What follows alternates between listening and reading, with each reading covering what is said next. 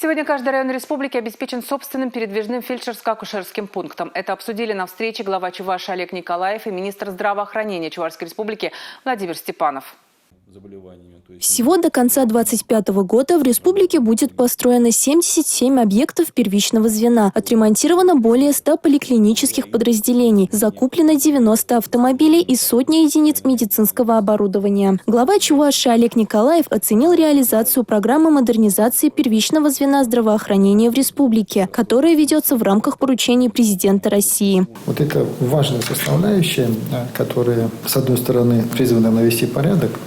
С другой стороны, естественно, мы с вами ведем достаточно большую работу по совершенствованию системы кадрового обеспечения. Это тоже важно, потому что мы с вами больницы можем построить, оборудование новое купить, но вот люди, которые все это будут оживлять, использовать, доводить до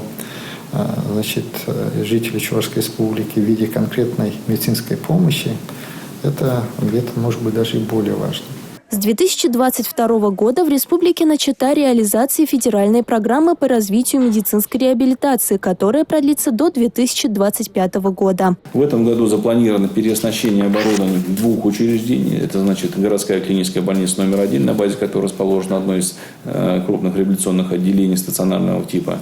Ну и республиканская детская клиническая больница, на базе которой тоже есть центр восстановительного лечения для детей, где тоже есть острая необходимость переоборудования. Всего в реализации программы до 2025 года будет участвовать 6 медицинских организаций. Кроме названных, республиканские кардио- и онкодиспансеры, первая Чебоксарская городская больница имени Осипова и республиканская клиническая больница. Милена Алексеева, Бахтияр Вилеев, Республика.